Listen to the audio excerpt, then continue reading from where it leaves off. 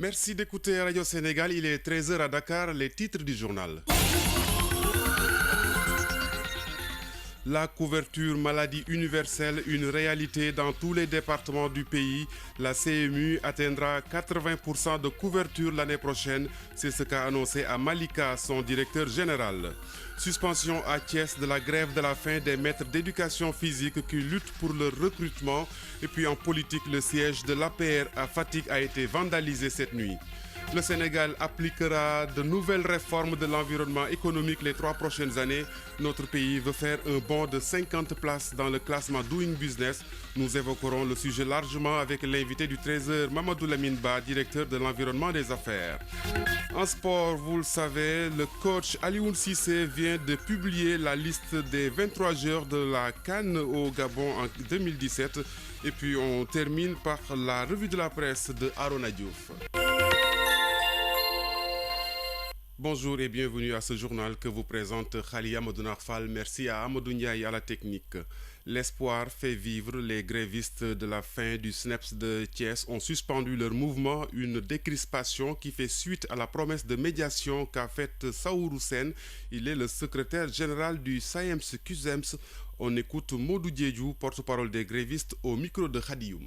On a reçu une visite des syndicalistes, en l'occurrence le coordinateur national, M. Sen. Il nous a promis qu'il va porter le combat, il va aller au niveau des autorités compétentes, à savoir le ministre de l'Éducation, pour discuter de ce problème. D'ailleurs, il nous a fait savoir qu'avant de venir, il a appelé directement le DRH du ministère de l'Éducation pour lui faire part de la situation et le DRH lui a fait savoir qu'il n'est pas au courant de la situation. Justement, pour lui, il va faire de son mieux pour que l'on ait gain de cause. Nous allons toujours continuer le combat, mais d'une autre façon. Avant la fin de ce mois de janvier. Si on n'aura rien de concret, on va reprendre la grève de la faim. Voilà, c'était Modou Diédhiou, porte-parole des grévistes de la faim du SNEPS de Thiès, des diplômés chômeurs qui réclament leur recrutement dans la fonction publique. L'information, c'est qu'ils ont suspendu depuis ce matin leur mouvement. En politique, le siège de l'APR a été vandalisé cette nuit à Fatick. Les bureaux ont été saccagés et les affiches du parti présidentiel couvertes de peinture par des individus non encore identifiés. Un huissier a été sollicité pour la plainte qui sera déposée au tribunal.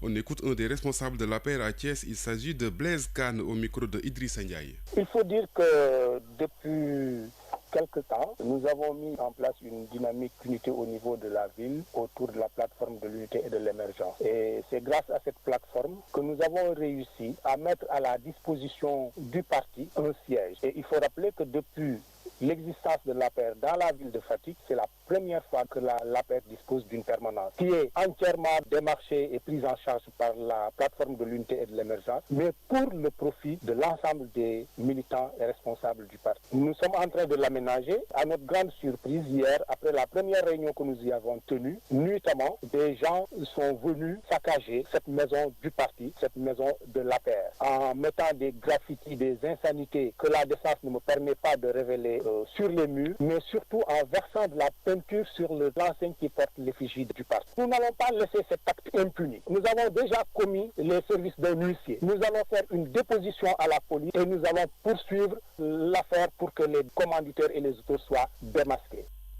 Voilà, il s'appelle Blaise Kane, un des responsables de l'APR à Fatick, le siège du parti donc, qui a été vandalisé. Il s'agit bel et bien de Fatick.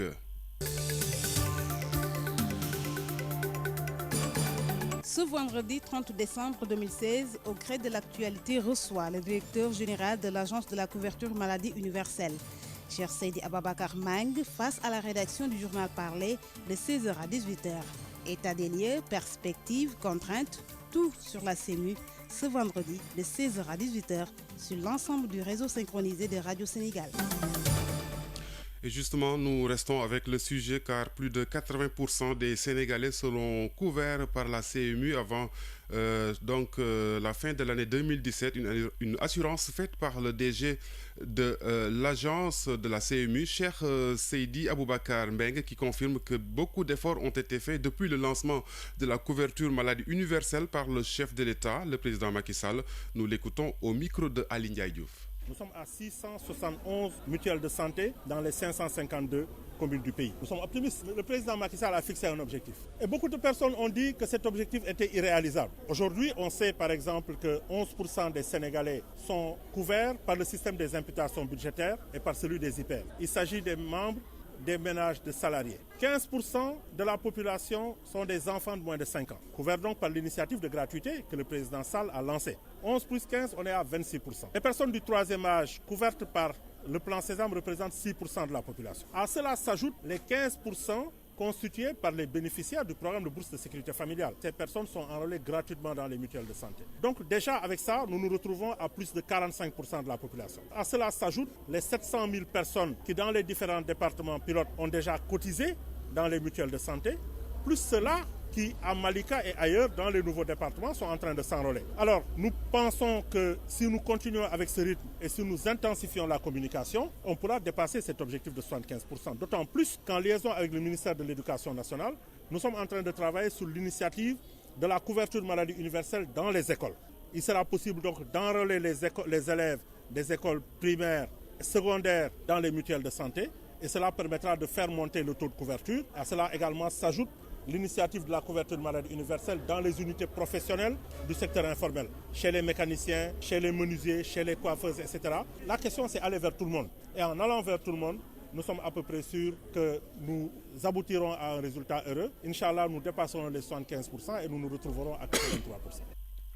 Cher Seydi Aboubacar Mbeng, directeur général de la CMU à Malika, les conseillères municipales se sont engagées à accompagner la couverture maladie universelle. Elles ont organisé hier un grand rassemblement, une forte mobilisation en présence des autorités de la couverture maladie. La direction de l'agence qui se dit satisfaite lance ainsi un appel à toutes les femmes conseillères municipales du Sénégal. C'est un reportage de Ali Ndiaye Diouf. La couverture maladie universelle vulgarisée à Malika. Les femmes conseillères municipales du village traditionnel de la communauté layène de l'arrondissement des Niayes sont au premier plan. Déterminées, elles vont désormais investir toutes les rencontres, manifestations et organisations. Ngaïta Wade est la présidente de leur structure. J'interpelle toutes les femmes de Malika pour une forte adhésion à la couverture maladie universelle. Nous, les conseillères municipales, nous allons élargir la sensibilisation, être présentes partout dans toutes les rencontres et mobilisations. Pour la décharge de Mbebes, nous réclamons une solution. Les incendies sont devenus fréquents, donc nous interpellons le chef de l'État, soit une délocalisation, soit une usine pour accompagner les récupérateurs. Toutes les femmes de Mbebes sont couvertes par la CMU. Pour lancer cette initiative, elles ont invité le directeur général de l'agence, Cheikh Seydi Aboubacar Meng, demande à toutes les femmes conseillères municipales du Sénégal de suivre l'exemple de Malika. Nous trouvons que c'est un exemple très fort parce que les conseillères municipales que nous avons trouvées ici sont des conseillères municipales de plusieurs bords politiques. Elles ont fait abstraction de leur coloration politique pour comprendre qu'elles doivent ensemble travailler à améliorer la santé des populations de Malika. Et cette présence nous a permis de porter le message du président Macky Sall, mais en même temps de parler aux conseillères municipales sur ce que doit être leur rôle, qui doit être un rôle de sensibilisation, qui doit être aussi un rôle dans le plaidoyer. Et nous pensons que cet exemple doit être suivi par les femmes de toutes les communes du Sénégal. Les femmes conseillères municipales ont aussi offert des dons aux femmes les plus démunies de Malika, surtout celles qui fréquentent quotidiennement la décharge de Mbebes. RTS banlieue, Ali Ndiaye Diouf. Merci Ali Ndiaye Diouf. Vous écoutez le journal sur Radio Sénégal. Il est 13h09 à Dakar. L'autre titre de ce journal, le Sénégal ambitionne d'être dans le top 100 du Doing Business de la Banque mondiale qui mesure l'environnement des affaires d'ici 2019. Et pour ce faire, il faut davantage de réformes, des réformes qui appellent à un changement de mentalité, selon le directeur de l'environnement des affaires, Mamadou Lamine Ba, qui est au téléphone de Khadifal Koulibaly. On a formulé déjà la deuxième phase du programme de réforme qui aussi va concerner à peu près une quarantaine de mesures clés à mettre en œuvre. Ça, c'est déjà ça. Il y a une question aussi de leadership, que ce soit au niveau de la primature ou au niveau du président qui suit, mais aussi des ministres engagés, mais aussi des mesures un peu d'accompagnement aussi de l'administration. Et tout ça aussi corrélé avec de la communication et on co-construit aussi avec les gens du secteur privé.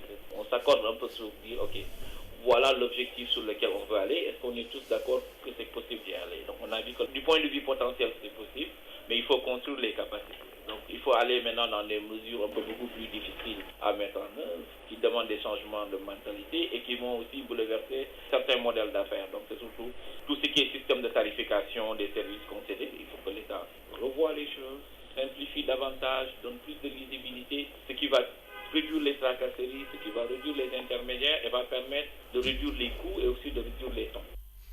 Voilà, c'était Mamadou Lamine Ba, directeur de l'environnement des affaires. Il sera l'invité de ce journal.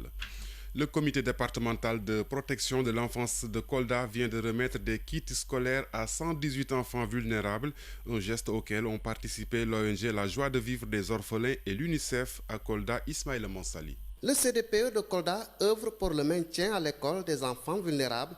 Il vient de faire un don de kits scolaires à travers le service départemental de l'action sociale en consortium avec l'association La Joie des Orphelins appuyée par l'UNICEF. Abdoulaye Koltoum Kamara, chef de service départemental de l'action sociale de Kolda. Le service départemental de l'action sociale vient au chevet des personnes en situation de vulnérabilité, particulièrement les enfants à travers cette cérémonie de remise d'appui scolaire à des élèves dans le besoin, identifiés dans la commune de Kolda. Plus d'une centaine d'enfants ont bénéficié de cet appui dans le département de Kolda. Samba Diao, secrétaire général de l'association La Joie des Orphelins, revient sur les critères de choix. En première partie, les enfants orphelins et en second plan, les enfants handicapés. Sont eux qu'on a pris en charge pour les aider, c'est dans le domaine de la scolarité. Cette année, nous avons donné un nombre de 115 enfants au niveau du département de Kolda. Au total, nous avons 250 enfants que nous avons appuyés. Les bénéficiaires se félicitent de ce geste du CDPE. Aïssatou Kombeba, élève en classe de 4e au CM2 de Kolda. Nous tenons à remercier les autorités locales, les partenaires et les membres de la Joie des Orphelins pour le soutien aux enfants en situation vulnérable pour leur maintien à l'école. A signalé que ces enfants bénéficient d'une prise en charge intégrée à travers le programme Enfance déshéritée, un programme mis en place par le ministère de la Santé et de l'Action sociale. Ismaël Mansali, Kolda, à Radio Sénégal. Le comité d'organisation de la Ziara annuelle de la famille omarienne se dit satisfait des engagements de l'État pour la réussite de l'événement religieux. Le ministre de l'Intérieur a reçu hier dans un CRD préparatoire les services concernés par la Ziara 2017 et les membres de la famille Tal. C'est un compte rendu de Kodou Diagne. La Ziara de la famille omarienne se tiendra les 6 et 7 janvier à Louga. Cet événement prend d'année en année de l'ampleur, d'où la nécessité de prendre des mesures pour la réussite de l'édition 2017. Abdoulaye Daouda Diallo, le ministre de l'Intérieur. Sécurité, gendarmerie, police, sapeurs-pompiers, économie, douane, santé. Le comité d'organisation salue pour beaucoup l'engagement exceptionnel de l'État à travers ses services déconcentrés. Des innovations ont été enregistrées. L'ambassadeur Seydou Nourouba est membre de la famille omarienne. Il n'y a pas eu une seule fois où il y a eu un problème qui n'a pas trouvé de solution. Et année après année, les moyens d'encadrement matériel, technique sont améliorés. C'est pour dire que de plus en plus, la Ziara prend de l'importance et s'inscrit dans le calendrier des manifestations religieuses et j'allais même dire dans le calendrier républicain parce que le chef de l'État tient à ce que les familles religieuses soient dans des conditions les plus favorables et que les adeptes des religions puissent se consacrer à leur religion. La Ziara de la famille omarienne accueille chaque année des centaines de pèlerins venus des différentes régions du pays, mais aussi de la sous-région. Une opportunité pour le comité d'organisation de participer à la lutte contre le fanatisme religieux. C'est à travers la sensibilisation des populations, surtout les plus jeunes, pour leur permettre d'éviter la déviation liée au terrorisme. Merci Kodou Diagne. Monseigneur Augustin Sagna, évêque émérite de Ziguinchor, parmi les mieux placés pour en parler, sa propre nièce qui en a fait le titre de son livre sur l'homme d'église, L'homme tout court, une manière pour Joséphine Lopi de graver le souvenir du prélat dans la mémoire des Sénégalais.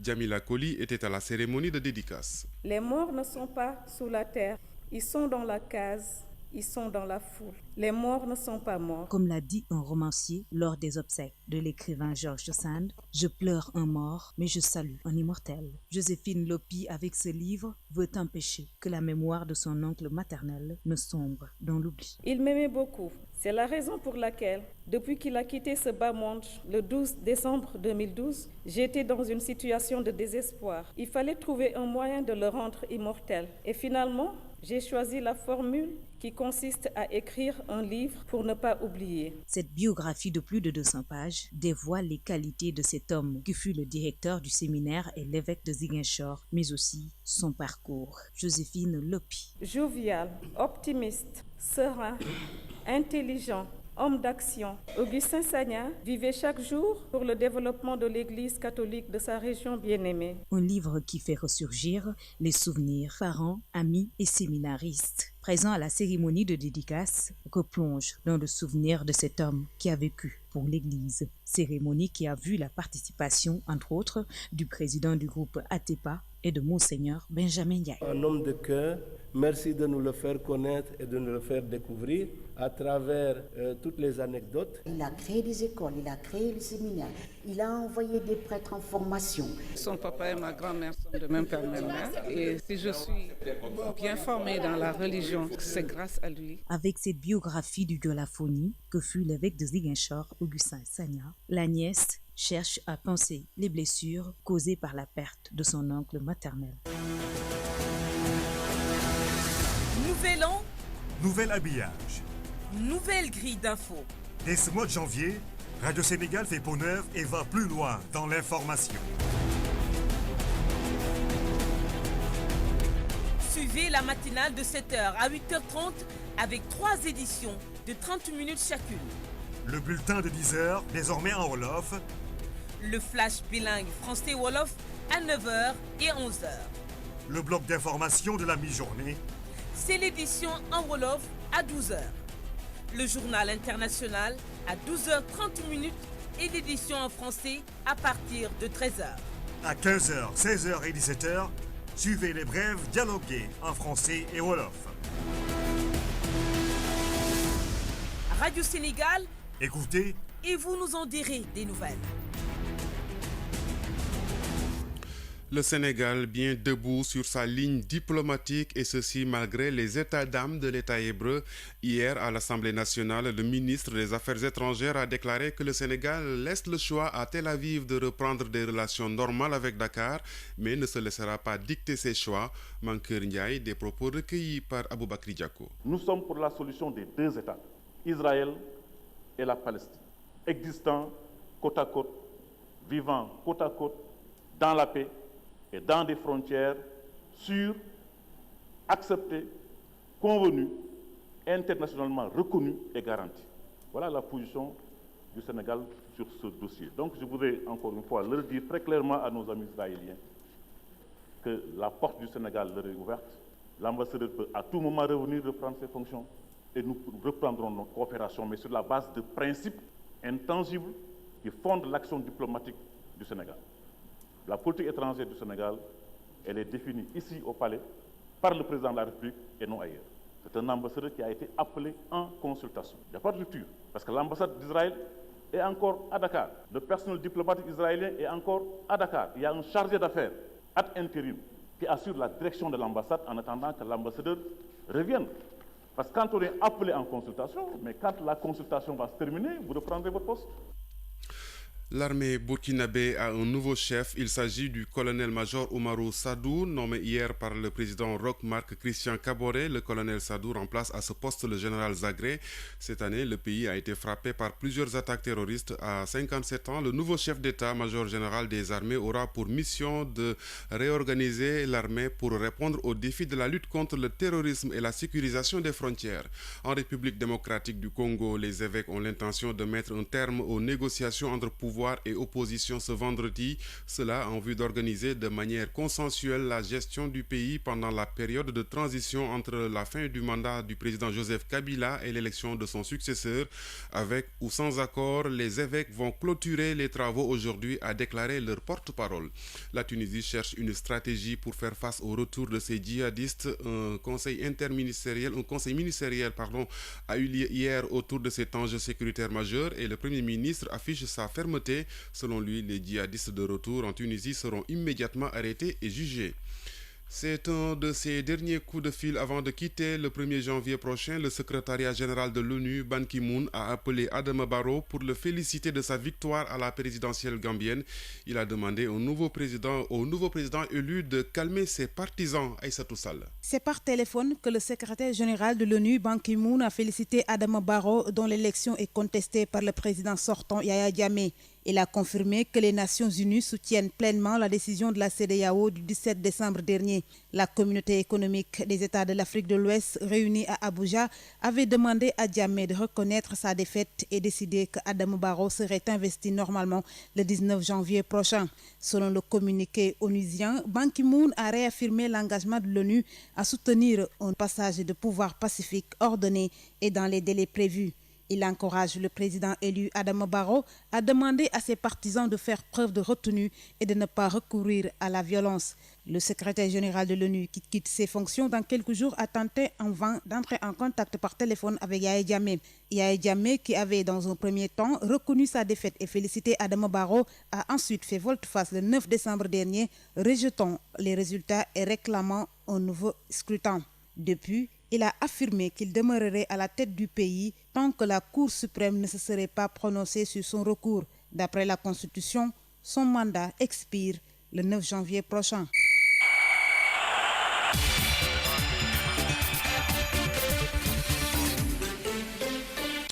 La page des sports est présentée par Tanda Khaniaï. Bonjour. Bonjour Khadim Modouna. Football, Aliou Cissé a rendu public ce matin la liste des 23 joueurs choisis pour la CAN 2017 au Gabon. Oui, effectivement, seulement à un peu plus d'une semaine de la 31e Coupe d'Afrique des Nations du 14 janvier au 5 février 2017. Et sans plus tarder, pour cette conférence de presse de Aliou Cissé, Benoît Badiane était là-bas, la bouche et les yeux de Radio Sénégal. Nous l'écoutons. 23 lions à la conquête d'un premier titre continental. Aliou Cissé mise sur un groupe de joueurs de qualité, polyvalents, prêts à écrire une nouvelle page du football sénégalais au Gabon. Le sélectionneur national. Il y a le talent, il y a la force du moment, il y a l'état d'esprit. En fait, en confectionnant une liste, c'est tous ces ingrédients-là qu'il faut mettre dedans. Je pense que c'est une liste assez équilibrée où il y a une polyvalence quand même au niveau de certains joueurs qui est assez intéressant. En groupe de qualité, nous pouvons faire quelque chose de très bien. Une liste définitive de 23 joueurs pour la CAN qui a connu des renforts avec les retours de Cheikh Meng, Henri Sévé ou encore Moussa Sow. Mon rôle aujourd'hui, c'est d'entraîner tous les joueurs, qu'ils soient de 2012, qu'ils soient de 2015, qu'ils soient de 2016. Mon rôle aujourd'hui, c'est 23 joueurs. C'est essayer de les mettre sur le même pied d'égalité. À la CAN, Sadio Mané et compagnie, meilleure équipe africaine du moment, ont bien un statut à défendre d'abord dans un groupe B très relevé. Nous irons là-bas en tout cas pour défendre grandement nos chances, défendre les couleurs de notre pays, jouer sur les valeurs qui sont les valeurs du Sénégal, qui sont avec nos racines, avec ce côté résistance et le côté abnégation qu'on a, de foule, de faille et de diamant. L'acte 1 de la préparation à la CAN 2017 sera posé le 2 janvier avec la première séance d'entraînement. Aliou Cissé et son groupe feront ensuite cap le 5 sur Brazzaville, lieu de regroupement pour 2 matchs amicaux avant le tournoi. Voilà, Benoît Badiane, les 2 matchs amicaux, celui contre la Libye, selon certaines indiscrétions. Ce match était tout bonnement annulé, mais non, dit Aliou Cissé. Nous l'écoutons toujours au micro de Benoît Badiane. Jusqu'à l'heure où je vous parle, ces 2 matchs sont là, ils vont se jouer. À partir de là, nous nous préparons en tout cas à livrer ces 2 matchs-là. Le groupe vit bien, le groupe vit très bien. Il y a beaucoup d'affinités entre eux. Donc les certitudes que j'ai, c'est que c'est surtout depuis que j'ai pris l'équipe nationale du Sénégal, des résultats que nous avons faits.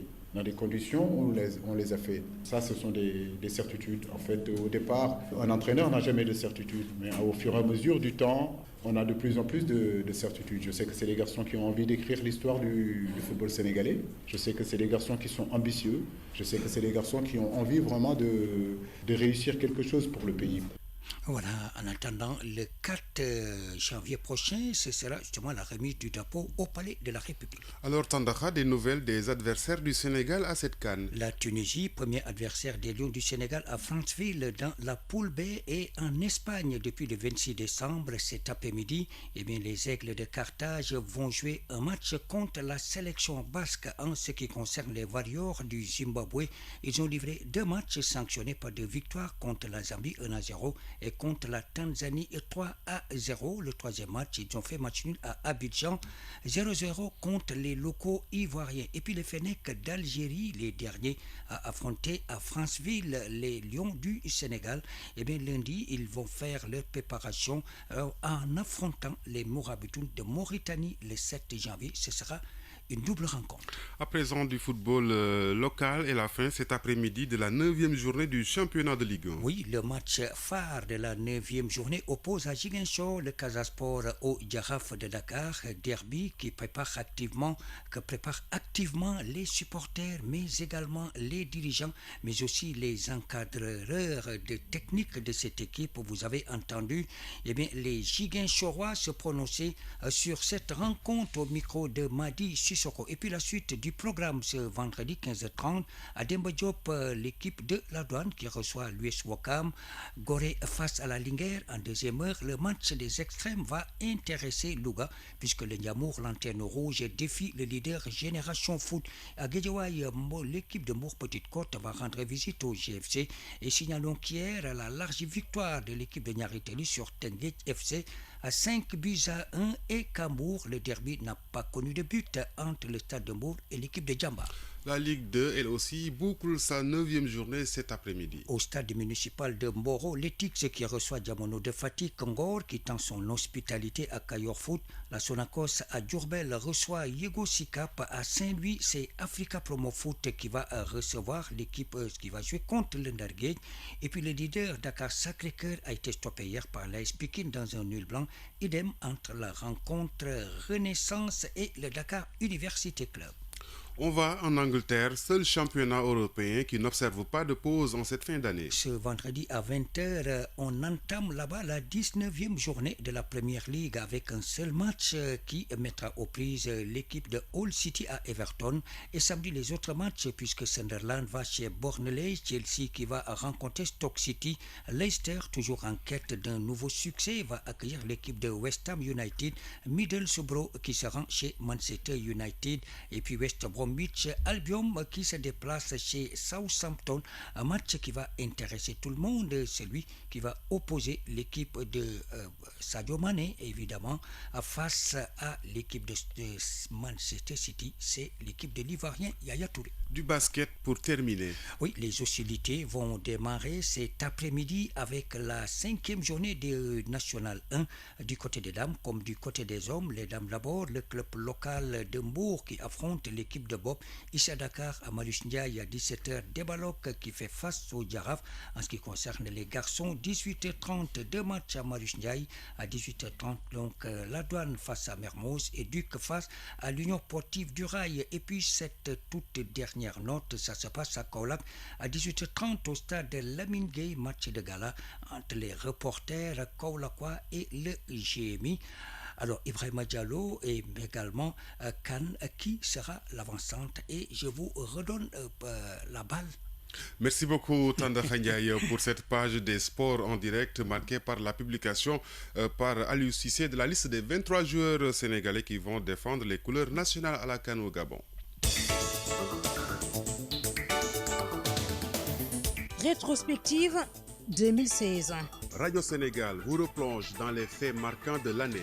À partir du lundi 26 décembre, suivez nos différents invités politiques, économie, international, santé, sport, société. À 13h en français, ce 31 décembre, revivez 2016 sur Radio Sénégal. Le 31 décembre, le journal de l'année à 12h en Wolof. À 18h, la rétro des régions en Wolof suivi du français à 19h. Le 31 décembre, revivez 2016 sur Radio Sénégal. Qu'est-ce que le doing business? Quelle est son importance pour l'environnement des affaires? Autant de questions auxquelles répond le directeur de l'environnement des affaires, Mamadou Lamine Ba, interrogé par Khadifal Koulibaly. Monsieur Ba, l'environnement des affaires, quand on en parle, on pense tout de suite au doing business. Expliquez-nous d'abord l'importance de ce DB.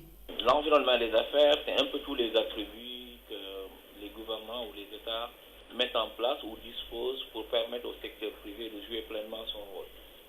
Maintenant, quand on parle souvent, parce que les gens utilisent beaucoup de business, parce que c'est un indicateur de mesure de performance de la qualité de l'environnement des affaires, surtout pour les PME, donc, qui est promu pour l'essentiel par la Banque mondiale.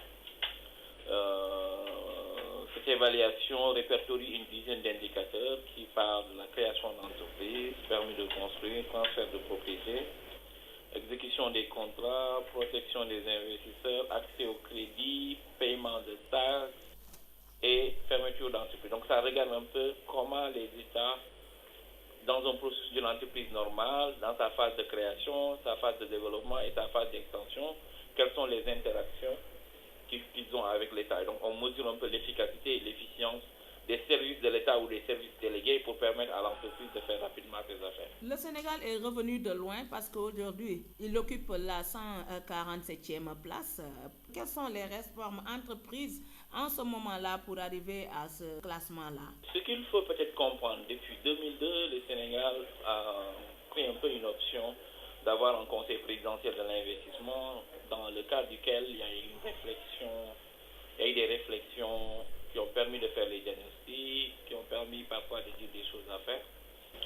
Et parfois peut-être le niveau de mise en œuvre faisait un peu défaut. Depuis 2011-2012, on a changé un peu de processus. On est passé sur un programme triennal de réforme. Donc on a adopté le programme de réforme de l'environnement des affaires et de la compétitivité et qui a limité les mesures sur 56 mesures à faire sur 3 ans. Donc on s'est concentré à faire ces 56 mesures qui concernent un peu différents secteurs. Il y avait à peu près une vingtaine ou une trentaine qui pouvaient impacter directement sur les classements d'attractivité, qui est considéré comme une réforme phare dans le plan Sénégal émergent. Donc, c'est la mise en œuvre de ces différentes réformes, qu'il s'agisse de simplifier les modalités de déclaration quand on crée une entreprise, en passant par une déclaration d'honneur au lieu d'un casier judiciaire, en réduisant aussi les coûts. Tout ce qui était permis de construire, en mettant en place une plateforme électronique qui permet aujourd'hui de déposer le permis de construire. 15% à transfert de propriété, on a réduit les droits d'enregistrement de 15% à 5% pour ce qui est de la partie de l'État. Tout ce qui était aussi paiement de taxes, on a de plus en plus introduit les processus de contrôle sur les comptabilités informatisées, la création des centres de mobilité. Et tant d'autres aussi sur la mise en place des bureaux d'information sur les crédits, mais aussi la mise en place de tout ce qui existe dans la justice, de ce qu'on appelait le système de médiation et de la conciliation. Donc toutes ces mesures mises ensemble ont permis un peu de donner un meilleur niveau d'applicabilité des réformes, mais aussi une meilleure perception de ce que l'État est en train de faire. Et ça a permis, les PME interrogés ces 2 ou 3 dernières années ont montré qu'il y avait des progrès d'une année à autre. Donc, ces progrès sont évalués aujourd'hui à peu près entre 6 ou 7 points d'amélioration. Si on regarde l'indice, on est passé à peu près d'un indice où on était à 44% de la meilleure performance. Aujourd'hui, on est à peu près à 51% de la meilleure performance. Donc ça, c'est quelque chose. Et en termes de rang, puisque les gens regardent beaucoup plus de rangs, ça fait un gain à peu près de 31 rangs. Donc voilà, c'est un des plus grands progrès ces 3 dernières années dans le monde. L'ambition aujourd'hui du Sénégal est d'être dans le top 100 en 2019. Quels moyens pour y arriver? C'est encore améliorer le score au minimum de 7 points. C'est simple. Si on l'a fait sur 3 ans, sur 2 ans, si on continue, on améliore, c'est possible de le faire pour les 2 ans à venir. Donc nous, on se passe sur cette hypothèse. Donc c'est possible d'arriver dans les 100, mais ça demande plus de moyens, parce que c'est des réformes beaucoup plus coûteuses en termes de mise en œuvre. Mais les moyens, je pense, on les trouvera toujours, parce qu'on n'a pas de problème de moyens humains. Si on regarde dans le budget de l'État, si on réoriente, c'est possible de le faire. Et on a aussi le soutien de certains partenaires. Vous l'avez dit, il faut des réformes qui seront très difficiles à appliquer. Et c'est sûr que les pays qui ont comme indicateur le doing business ne dorment pas aussi. Oui, on fait de la veille permanente, mais on connaît notre potentiel. Notre potentiel, il est bon.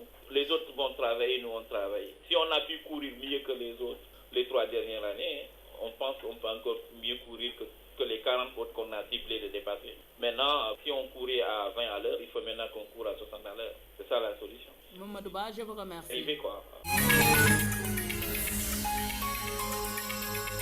À présent, la revue de la presse avec Arona Diouf. La presse reparle de la transhumance politique et les prétextes. Le prétexte, c'est ce probable départ de Mamadou Lamine Keïta à la mouvance présidentielle. Entre ministres, liste la tribune, directeurs généraux, ils ont occupé des postes juteux au nom du père qu'ils poignardent aujourd'hui pour des postes juteux. Mamadou Lamine Keïta et cette longue liste des fils parricides. Pourtant, durant tout le temps que Maître Abdoulaye Wade était au pouvoir, ils ont été nombreux. Rappel Abdoulaye Mbow du journal a s'autoproclamé bouclier du pape du Sopi. Après donc Modou Diagne, Fada Ibader Thiam, Walf Quotidien qui évoque le même sujet, mais sur un autre angle, de se demander alors si Mamadou Lamine Keïta va perdre son poste de député. En d'autres termes, s'interroge mon confrère. Le député libéral qui vient de rejoindre l'APR par une voie détournée, pourra-t-il continuer à siéger à l'Assemblée nationale? Moralement, la réponse est non, tranche Walf. Mais